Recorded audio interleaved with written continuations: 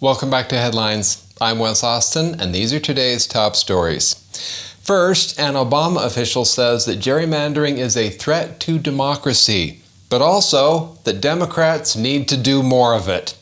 He went on NBC and basically said, "We can't let Republicans win. It's undemocratic." Then, Illinois Governor J.B. Pritsker got called out for his state's F-rated congressional map, and he tried to wave that off as a distraction. Only in politics can you get caught red-handed and say, "Well, the real issue is that you're looking at my hands."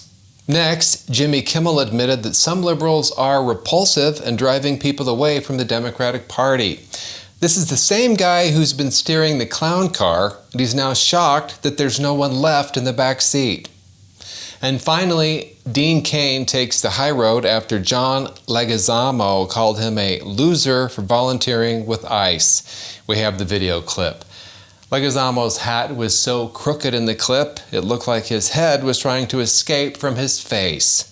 And then we go to the comment section. We're going to look at a comment on the segment that we did on the Massachusetts governor, the one that threatened to retaliate by redistricting even though her entire state is Republican. At least they don't have any representatives going to Congress that are not Democrats. Did I say that too many times and it's confusing? I think you guys know what I meant. Anyway, so somebody pointed out that her state is the one that invented the term gerrymandering. Let's dive in. A former Obama Attorney General told NBC that gerrymandering is a threat to democracy unless Democrats do it. Then it's called democracy enhancement. Even the NBC host recognized that the Democrats are talking out of both sides of their mouth on this issue. Let me ask you, how can gerrymandering both be a threat to democracy and also the way to save it? Well, there's no question that gerrymandering is a threat to our democracy. It allows politicians to pick their voters as opposed to citizens choosing their representatives. Does anyone else sense a butt coming? I can feel it. It's got the gravitational pull of Lizzo's old jeans. But we are now in a situation where we find ourselves where authoritarian moves are being made by the White House through various states, Texas most prominent among them, and there has to be a response to that. What I've said is that we have to protect our democracy now if we ultimately want to be able to save it. And so his plan to save democracy is to rig it harder. It's like protecting your marriage by dating other people. And there you have it. Democrats protecting democracy the only way they know how, by burning it to the ground. Democratic billionaire Governor J.B. Pritsker was called out on Meet the Press about Illinois' heavily gerrymandered congressional map when he tried to claim that Republicans are trying to steal seats in Texas. This interview was like watching Gavin Newsom complain about homelessness in red states. How Pritsker could keep a straight face during this interview is incredible. Every major group that grades the fairness of congressional maps gives your state an F, represents a nearly perfect model for everything that can go wrong with redistricting. And I guess the question is, you talk about preserving democracy. How do you preserve democracy if you're using the same tactics that you've criticized Texas Republicans for? But as I say, what they're talking about is a distraction. He gets called out directly for getting an F on congressional maps, and he calls his F grade a distraction? Wow. It's the political equivalent of your wife catching you cheating, and you say, "Well, let's not get distracted. The real problem is the price of gas." Jimmy Kimmel was on the Sarah Silverman podcast when he criticized repulsive Democrats for driving people away from their own party. Kimmel and Silverman were discussing cancel culture on the left and how it's persisted following President Trump's victory, with Silverman even calling Democrats elitist, even though they claim to be the party of inclusivity. Here's Kimmel's response. But it's not the party, it's not the majority, it's the loud voices that scare people from saying what they believe and make you think twice about a joke or whatever, these things. And, a lot of their points are valid, but a lot of them are also just repulsive. And I mean, they repel people.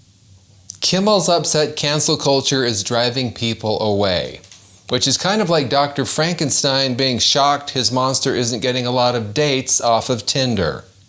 I gotta say, watching those two was kind of incredible because they're two comics who are super far left and very woke, and especially Kimmel. I mean, he has like zero self-awareness. The fact that he's sitting there talking about that, and the whole time I'm like, Kimmel, it's you dork. Actor Dean Kane, who played Superman, took the high road after actor John Leguizamo had a leftist tantrum over the weekend, calling Kane a loser for volunteering to help ICE. What kind of loser volunteers to be an ICE officer? What a moron. Dean Kane, your pronouns are has been. In case you're curious, I checked his bio and Leguizamo's pronouns are soy latte. Kane responded to Leguizamo by posting this on X. He's a good actor. I like his stuff. What a class act. So Leguizamo thinks that volunteering to help law enforcement makes you a loser. Apparently his idea of heroism is yelling at your phone while wearing a hat like you're 12.